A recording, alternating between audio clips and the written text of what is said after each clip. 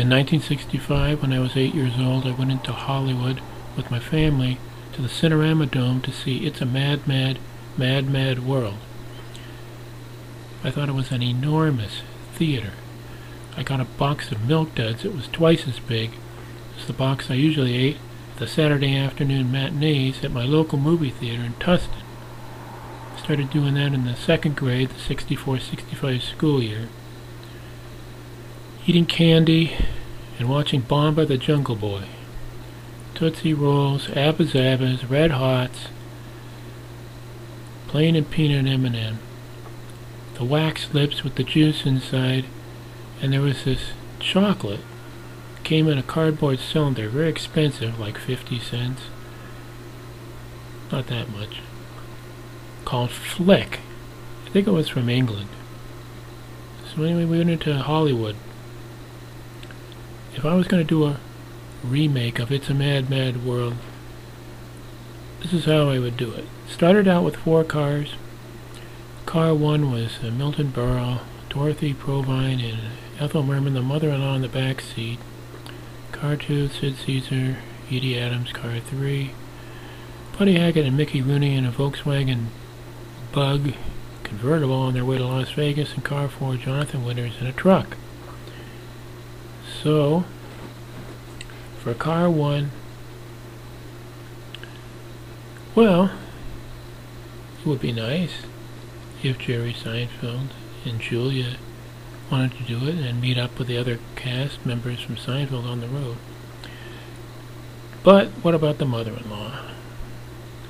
So I thought Albert Brooks, Kathy Griffin, and Joan Rivers in the back seat as the mother-in-law, since the two of them, Kathy and Joan, had already done that before on Suddenly Susan. Car 2, let's bring this up to date. Let's have a black couple.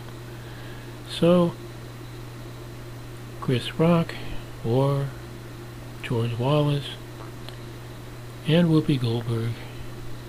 And on the road they meet up with Eddie Murphy, who's a con man, kind of like Phil Silvers, the Phil Silvers part. Car 3,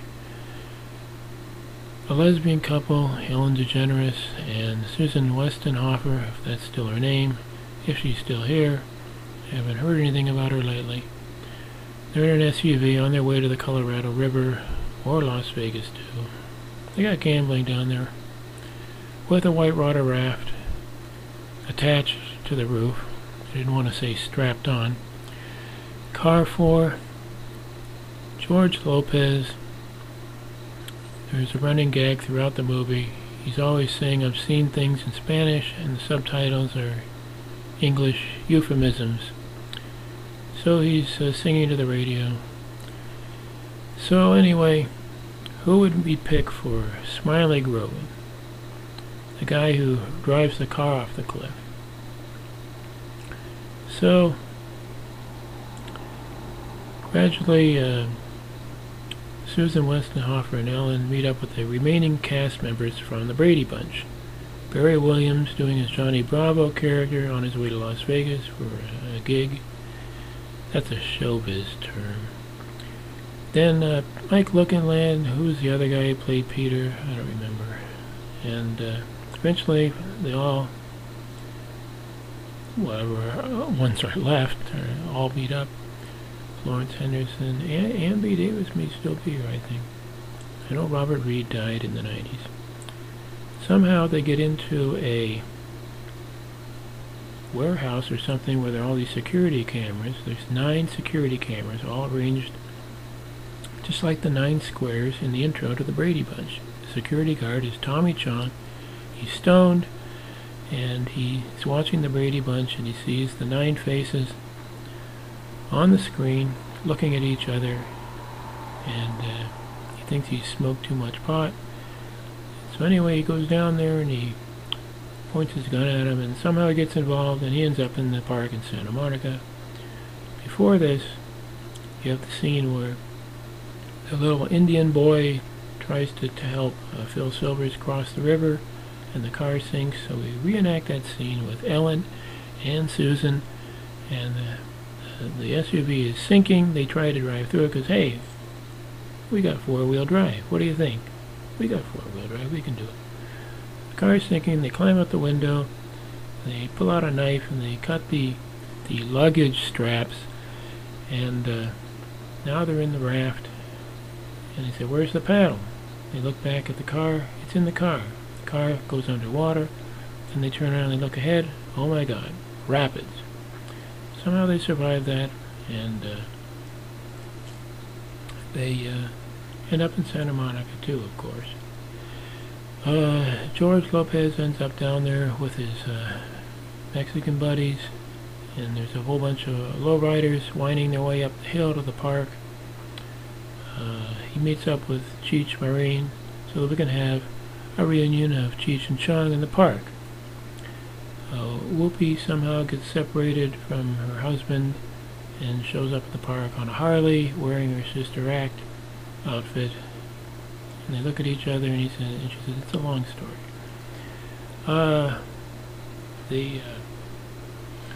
The guy who played the son, Dick Shawn, the son of Ethel Merman, I was thinking Carey Hart. And you know him, the motocross guy who's covered with tattoos. And there's a scene where he's stranded out in the desert where you shot that Superman commercial out in Death Valley. There's nobody around. And I see the car off in the distance. A limousine appears like a mirage. And it's painted day glow pink with black stripes. And the car pulls up, lowers the window. It's the recording artist Pink. They stare at each other. And then their daughter also stares out the window, and he says,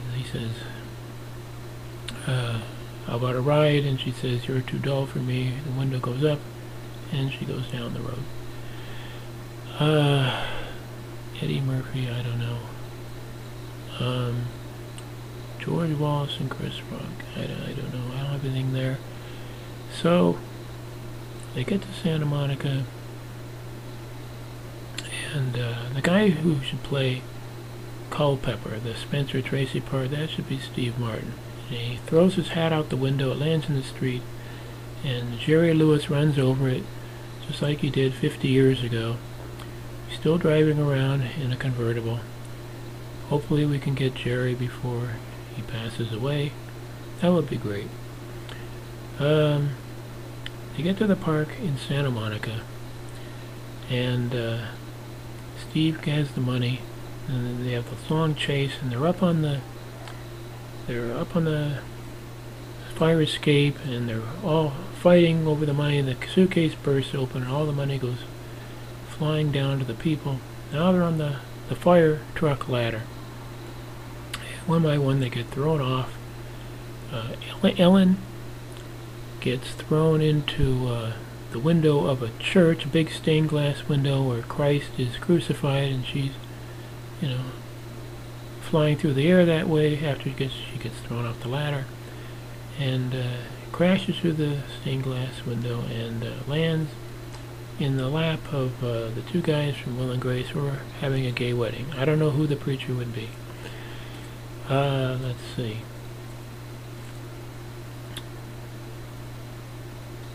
How many are left? George Lopez. I know I got one for him. See these tall palm trees in the park, and there's these two Mexican guys who are climbing up to the top of the trees with their little chainsaws and their spikes on their shoes. I don't want to say strapped on. And they're about to trim the top of the palm trees, and George is hanging off the ladder, and he grabs the shoe. One tree trimmer grabs George's shoe and pulls him off the ladder, and he swings him around in an arc, and then the other tree trimmer grabs George by the hand, and the one who's got him by the shoe comes off, so George swings around in another arc, and this time he lands right on the tree, and the Mexican guy says, "You okay, bro?" And then he says something obscene in Spanish. And the English title is I'm Uncomfortable, something like that. I think that's all I got for now.